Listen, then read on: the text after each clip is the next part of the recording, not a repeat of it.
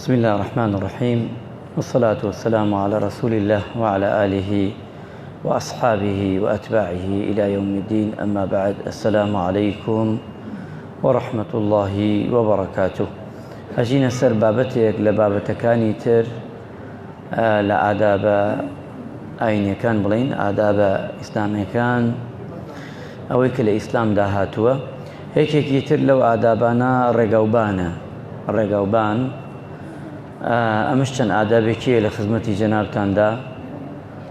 پیغمبری خواه صلی الله علیه وسلم اچین سر او حدیث او فرمایش تجوانی پیغمبری خواه صلی الله علیه وسلم باسی مافکانی رقوبان مامودکا. پیغمبری نازدار فرمی علیه الصلاة والسلام لم حدیث دا بخاری الرواية كردوها تو أفرمي إياكم والجلوس على الطرقات. قالوا وما لنا بدون وفرمي وإنما هي مجالسنا نتحدث فيها إذا أبيتم إلا مجالسي فأعطوا الطريق حقها. قالوا وما حق الطريق؟ قال غض البصر وكف الأذى ورد السلام والأمر بالمعروف والنهى عن المنكر. أما في غمري نازدار فرمي عليه الصلاة والسلام براستي بو آدابي بلين رقاوبان في غمري خواه صلى الله عليه وسلم فرمي نكن دانشن للرقاوبانا واتار رقاوباني خلقي ما بستي خلقية أو نشتيان أي في غمري خواه صلى الله عليه وسلم ناتوانين دانشين للرقاوبانا. أما أصحابه يوران فرميان پیغمبری خواه صلی الله علیه وسلم امجا فرمویان چونکە قسە و باسەیە واتە باسکردنێشتەیە ئەوش فرمووی کردانشتن مافی ئەو ڕێگایە بدەن، حەقی ئەو ڕێگایە بدەن، ئەو دانیشتنە حەقی هەیە بێ حەقەکان جێبەجێکەن ئەمجا دانیشن. ئەمجا فرمویان ئەی پێغەمبەری خوا صلی الله علیه وسلم ڕێگاوبان کە دانیشین ئێمە خۆمان لەنین سەرەڕێ لە کۆڵانەیەکێ دانیشێ لە ناو جەعدە دانیشێ لە ڕێگای خەڵکە بەرەو شوێنێکە چێ دانیشێ مەبەستی ئەمەیە پێغەمبەری خوا صلی الله علیه وسلم. ئەمجا فەرمووی ئەوە مافی بدەن، مافەکەیشی فەرمووی ئەمانەیە چاوتان داخەن لە شتی حەرام، شتی کە پەیوەندی بە تۆ نییە، کە گونەحبار دەکا، کە تاوانبار دەکا. یەکێ لەو حەقانە کە من و تۆ لە ڕێگاوبانە دانیشین ئەبێت چاومان داخین لە ڕێگا لەو شتانەی کە حەرامە. تۆ پیاوێکی، تۆ گەنجێکی لە شوێنێکا دانیشتووی ئافرەتێک دێ، ژنێک دێ، نابێتەوە نە تەماشای کە ئەم ئافرەتە نزانی ڕێبکا بە سزمانە قاچ بچێتەیەکە، نابێ کەسێ ڕێەکە یان کچێکە بۆ نمونە گەنجێکی کچێ ڕێەکە، نابێتەوە نە تەماشای کەی نەزەری لێ بکەیت چونکە ئەمە حەرامە. بۆ نمونە غەیری ئەمە بڵین کەسێکە ڕێەکە نابێت تۆ لە دواوە باسی کەی هەتا لە کۆڵانەکەت دەرەچێ باسکردنی ئەمە نابێت. ئەمجا وەکەف الئەذا پێغەمبەری خوا صلی الله علیه وسلم فەرمووی دووەمیان ئازاری کەس مەدەن، هەشتی ئەبێتە ڕێگای ئازار لەو ڕێگا لەو کۆڵانە لەو جەعدەیە ئازارە تۆ سەبەبی گونەحباری. معلومی جەنابتانە پێغەمبەری خوا صلی الله علیه وسلم فەرمووی کەسێک چووە بەهەشتەوە بە بۆنەی چیەوە؟ بە بۆنەی لقەدارێک لەسەر ڕێگا لای داوە، لقەدارێک، بزمارێک، شوشەیەک، ئازارێک لە ڕێگای خەڵکی لاداوە لەسەر جەعدەیەکی گشتی، ڕێگاوبانێکی گشتی، کۆڵانێک، گەڕەکێک، شارێک لای داوە. پێغەمبەری خوا صلی الله علیه وسلم فەرمووی ئەم پیاوە بە بۆنەی ئەمەوە کە لای داوە چۆتە باشت. دووری مەگرە تۆ داوەزی لە ناو سیارەکەت بەردێکاوە بەنجاو دەکەوە، دووری مەگرە ئەو بەردە لادەی خوا بە بۆنەی ئەو بەردەوە بتکاتە باشت. خۆ کەس نازانێ هەزاران کەسێ بە نوێژ ناچێتە باشت، هەزاران کەسێ بە حەج ناچێتە باشت، هەزاران کەسێ بە ڕۆژوو ناچێتە باشت. خۆ ئەم خەڵکە گشتی ئەچێتە باشت و خوا لێی ڕازیە بێ بە نوێژ نییە، خوار بە نوێژ نییە ڕازی بێلی مەبەستمان بە نوێژ نییە خەڵک لێی ڕازی بێ. خەڵکی وا هەیە نوێژ ئەکا هەتا قیامەتە بینی لە قیامەتە نوێژەکەی لێ قبوڵ نییە، حەجی کردووە قبوڵ نییە، عەمرەی کردووە قبوڵ نییە. کەس نازانێ لە ئێمە خوا چی کردەوە ئیستا لە من لە تۆ لە هەمومان قبوڵێکە ئەومان خاتە باش لەوەیە داوەزی ئەو بەردە بێ لایدی ئەو دارە بێ لایدی ئەو ئازا ئەو شوشە بێ لایدێ ئەو بزمارە بێ لایدی نازانێت لەوەیە کەسێک بێ نابینا بێ بە کۆڵانەکەیت و بە شەقامەکەیت و بە بازاڕەکەیت و ئەڕوا دەستی یەگری ئەیپەڕێنی تۆ لێ ئەو بتخاتە باشت کەس نازانێت ئەها معلومی جەنابتانە پیاوێک تینیەتی ئەچێتە خوارەوە لە بیرێک ئاو بخوا دێتە دەرەوە ئەبینێ دوو لە ڕوو جەنابتانەوە ئەوەی کە ئەمان بینێ و ئەبیسێ سەگێک تینیەتی زوانەدا لە زەوی ئەم سەگە پێغەمبەری خوا فەرمی ئەم پیاوە چێتە خوارەوە لەناو ئەو بیرە لە سەحرایە ئاو نییە لەناو پێڵاوەکەی خۆی ئاو دێنێتە بان پێڵاوەکە قەیتانەکانی دوو لە ڕوو جەنابتان ئەوە سێتە دگانیەوە دەیهێنێتە بان ئەم ئاوە بزان ئەو پێڵاوە دوو لە ڕوو جەنابتان چەنێ ئاو ئەگرێ ئەیداتە ئەم سەگا خوای گەورە بەبوونی ئەو کردەوەی خاتە باشتر سێرکەیانی ئێمە زۆر جار ئەبێ ئێمە بزانین شتەکان بەکەم نەزانین کورە و بەردا لە ماون جعدەکەی کێشەی منە وەکەمی مەزانە بەخوا زۆرە لای خوا زۆر زۆرە لە قەدارێک کەوتووە بزمارێک ئازارێک لە ڕێگاوبانی مسلمانان بەداخەوە ئەمڕۆ بینی جعدەکانمان هەمووی تاسەیە ئەوە هیچ حکومەت باکی لێی نییە بەڵام ئەبێ ئێوە مێ خۆمان غەمێکی بخۆین بەڕاستی بۆ خۆمانە چونکە کەسی گەورە بە جعدا ناڕە بە عاسمانە ئاڕوە چونکە بۆیە غەمیان نییە ئەگە بە جعدا بڕۆن گشت ڕۆژە تاسە بکە بە تەئکید چاکێکن چونکەوان بە ئاسمان ئاڕێەکەن بۆ خۆیان هیچ دەربەست نایەن بەس بۆ من و تۆیە ئێمە ناتوانین بۆ خۆمان شت بکەین زۆر خێرشە توانین بکەین لە پاڵێ گرینگە کەواتە ئێمە بتوانین بۆ خۆمان ئەوەی کە چاک و باش بکەین پێغەمبەری خوا فەرمی عەلەیهی سەلات وەسەلام خاڵێکی تر لەو خاڵانە وەڕەد السەلام کابرا سەلامی دا دەمەتەقەی مەکە جوابی سەلامەکەی دەرەوە تۆ لە ڕێگاوبان دانوشتی کابرا مەرحەبای کردی مەرحەبا لێوێ جوابی دەرەوە کابرا ئەحواڵی پرسی جوابی دەرەوە کابرا پرسیارێکی لێ کردی لە ڕێگاوبانە جوابی دەرەوە بەڵام بە جوانی عەزیەتی مەدە ئازاری مەدە زەلامی وایە پێڵی فڵان خەستەخانە لەکوێیە خۆی ها لێ رێژا لەو پەردونیا یە تۆ گونەحبارە بی ماڵی فڵان لەکوێیە ئەگە بۆ خەیرە پێ بڵێ ئەگەر ئەزانی نیەتی شەڕە پێی مەڵێ ئەگەر زانی کابرایەکی خراپە ماڵی فڵان لەکوێیە مەڵێ با پێی بڵێ پێی مێژ ئەوە باش نییە بەس کەسی چاک و باش منەی شوێنەکە کا پرسیارەکە غەریبە نازانێ ئەگە شوێنەکەی پێپیشاندەی لەگەڵیا بڕۆی گەورەترین خێرە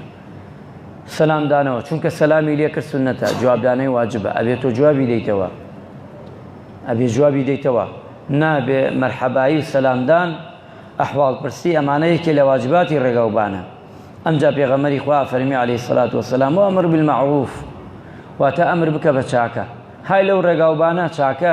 ئەوەی چاکەتە لە کۆڵانەکە تا جێبەجێیکە لە گەڕەکەکەت لە شارەکەت چونکە ئێمە ئەگەر ئەمانە بکەین بڕواتان هەبێ پێویستمان بە هیچ نییە ئێستا من لە کۆڵانەکەی خۆت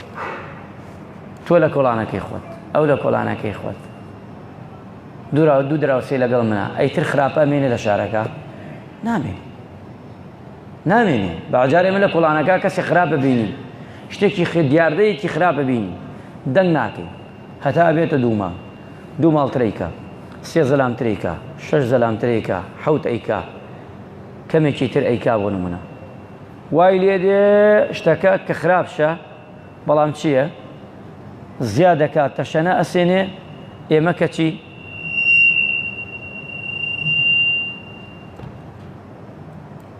وای لێ تێ کە ئێمە ئەو شتە خراپترە بێ کە خراپتر بوو تەشەنە ئەسێنە و ناتوانین چارەسەریک زۆر شتەی لەو خراپانە لە وەڵەتوانین بە ئاسانی بیگرین بەڵام کە تەشەنەی سند بە 1000 پیا و چاکی وەک جەنابتان ناگیرێ بە 10 مەلا بە 15 مەلا ناگیرێ بە حکومەتێ چارەسەری ناکە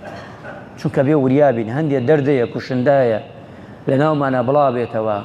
ئیتر هەمومان ئەخوا هەمومان ئەخوا کون ئەکاتە کۆڵانمان جعدەمان شارمان وڵاتمان ماڵمان ماڵکاولیە ئایستە بۆ نمونە هەشتێک ئاوە بێنەمەیاتان مەسەلەی ئەم تلیاک تلیاک و حەشیشە ئێمە زوو ئەمانوت وریای چایخانەکان بن وریای کافتریاکان بن وریا بن ئەم گەنجانە بابێن بۆ مزگەوت کاکە لە مزگەوتەوە فێرە مەبن ئەمە حرامە لە شوێنی تر ئەمانە بە حەڵاڵەزن ڕەحم بەخۆیان ناکەن ڕحم بە گەڕک ناکەن، ڕحم بە شار ناکەن، ڕحم بە وڵات ناکەن، هەمووی ئێران و کاولەکەن. ئێستا وایەکە ئەوە تا گشتی ئەناڵێنێ هاوارێتی هەمومان زۆری نەمان سەرەکەی کوڕەکەی خۆتە و کاکە ناتوانین چارەسەریکەی، چارەسەری نییە. بۆیە شتی بچووک ئەتوانین لە بچووکی بگرین، چونکە زۆر زەڕورە ئێمە هەمومان بەیەکەوە دیاردەی خراپ هەوڵدەین یەکسەر مندبڕیکەین. دیاردەیە لە گەڕەکەی منە دوو پیا و سیا و پیاو ئەوەی کە ئەهلی ئەمانەتە، ئەم شتانە بێ بە ئەمانەت بیپارێزی بتوانی چارەسەر ئەمە نەخۆشیەکەیە ئەمەش چارەسەرەکە ئەبێ چارەسەریکەین یەکسەر ئەگەوانە بێ و کاتە خراپە بێ. چونکە پێغەمبەری خوا صلی الله علیه وسلم لەیرە باسیەکە لەم فەرمایشتە ئەمر بە چاکە. ئێستا ئەم حەدیسە زۆر شتەگەیەنە، ئێستا ئێمە ئەم حەدیسانە جەنابتان بیستوتانە، بەڵام ئێمە نابێت کورتیکەینەوە لە ڕێگایە دانیشتی لەم ڕێگایە گە کەسێک کات بۆ نمونە لەم ڕێگاوبانە چاوتدا پێ تەماشای ئافرەتێ مەکە بە کورتی ئاوە بە کورتی باسیکەی نە. ئەم حەدیسە پێغەمبەری خوا زۆر شت ئەگرێ لە خۆی، زۆر شت لە خۆی ئەگرێ ئەتوانین بەم حەدیسە وڵات بپارێزین لە هەموویەک، هەموو شەڕێک، ماڵەکەت بپارێزی، کۆڵانەکەت بپارێزی، گەڕەکەت بپارێزی، وڵاتەکەتش بپارێزی لە هەموو مەینەتیە و شەڕێک کە ڕوتیەکە. ئێستا تەماشاکە ئەو خەڵکە ساڵێکە چاوەڕێتی پارەی قەرز کردووە بە سزمانە هیلاکە بێ بەم ڕەمەزانە ئەچێ خەلەکەی درەوەکە کابرایە لە خوانە ترس ڕێکەی سپێن. ئەتخوا کەسی ئاوا ببینی تخوا ئەگەر تۆ بێدەنگبی وەڵایی وەک ئەو شەریکی، وەڵایی وەک ئەو تاوانباری، وەک ئەو گونەحباری، هیچ فەرقت نییە. چونکە ئەبێ نێلی هیچ فیتنەی نییە. کاکە بینیت ڕاستە و خۆ پەیوەندی کە با بیگرن کاکە، چونکە ئەمە زەرەر کێیە کاکە؟ ئەو دەشتە بستێ زەرەر کێیە؟ ماڵی کەسێک ئەڕمێ کاکە فەقیرێ قەرزی کردو وڵاتێک کاو لەبێ شوێنێک کەستێ زەرەریە کاکە بۆ هەموو شتێک. بۆیە ئێمە نابێ بە خۆمان بێژین وەڵا ئەقمان چییە خراپەم بینی من ئەقم نییە پێوە تۆ شەقت نەپێ. ئەی کاکە ئەمڕۆ حەقت نەبوو دراوسێکە تەگرێ دوو بەیانی دراوسێکە سێ بەیانیشی کەسێکی تر، ئەی کاکە و کاتە چارەسەر بە من و تۆش ناگرێت بە حکومەتیش نایکات، حکومەتیش ناتوانێت چارەسەری. بۆیە ئەبێ ئێمە ئەو شتانەی کە ئەبینین ئەوەی خراپە لە ماڵمان ئەوەی خۆمان مەسئولی ماڵین، لە کۆڵانەکانمان ئەمێ خۆمان بەیەکەوە دراوسەکانمان ئەمەنە بە قووەت بێ، زۆر سیلەی ڕەحممان عیلاقەی دراوسێیمان بە قووەت بێ،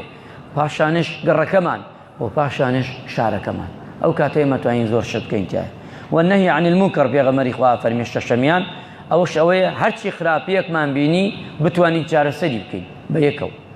نەمانشتوانی بتوانین لە شوێنێکە ئەوانەی کە دەتوانن چارەسەریکەن ئەوان ئەنجامی بدەن، بەڵام ئێمە یارمەتی دەربین.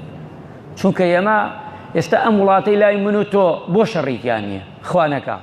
قەت نابێ ئینشاءالله، بۆ تەقینەوەیتیان نییە، بۆ کوشتن و بڕینی زۆریتیان نییە، بۆ نیەتیایی. چونکە کاکە گیان ئێمە خۆمان چاکی، ڕاستە حکومەتەکە چاکە، بەڵام ئێمە لەگەڵ ئەوین ئەو چی پێکرێ؟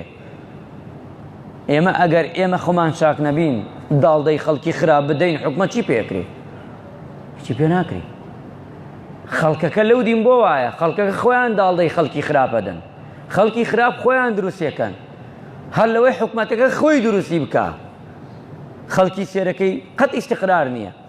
بۆ یەکەواتە ئەمە ئەوە ئەگەیەنێ ئێمە ئەو فەرمایشتەی پێغەمبەری خوامان جێبەجێ کردووە، هەرچی خراپەیەکە بینی یەکتری ئاگادارەکەینە. بۆیە خراپەمان لە ناوە نامێنێ، کەمترە بێ،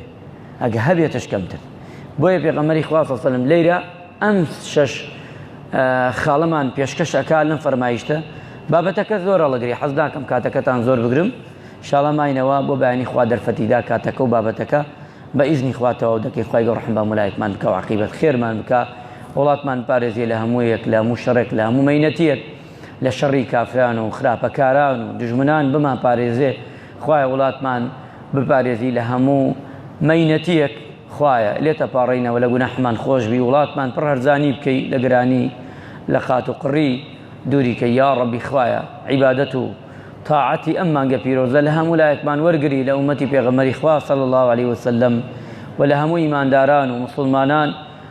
بە تایبەتی لە کوردستانی خۆشەویست و بە تایبەتی تر لە شاری خۆشەویستی خۆمان و بە تایبەتی بە گەڕک و شوێن و مزگەوتی خۆمان ئینشاءالله. داواکارین لە پەروەردگار ڕەحم بە پیاوە دەمەنەکانمان بکە، عاقیبەت خێران بکە، لەشیان ساغ بکە، تەمەنیان پڕ بەرەکەت و خێر بکە، بڕەحم بە گەنج و لاوەکانمان بکە. یا ڕەبی خوایە لە تەپاڕین و ڕەحم بە قوتابی شیرینەکانمان بکەی، سەرکەوتوی دنیا و قیامەتیان بکەی، مامۆستا عەزیزەکانیان، دایک و خوشکەکانمان خوایە ڕەحم بە گەنج و لاوەکانمان بکەی یا ڕەبی، خوایە ڕەحم بە نەخۆشەکانمان بکەی یا ڕەبی، خوایە ڕەحم بە قەرزار و نەدار و لێقەوماوەکانمان بکەی، خوایە ڕەحم بە مردوەکانمان بکەی، خوایە قەبرەکانیان بکەیتە لە باخەکانی باشت یا ڕەبی، خوایە يا ربي خوایە لێتە پاڕێنە و لە هەموو لایەکمان ڕەحم بکەی آمین آمین والحمد لله رب العالمين وآخر دعوانا الحمد لله رب العالمين وصلى الله على محمد وعلى آله وصحبه أجمعين والسلام عليكم ورحمة الله وبركاته.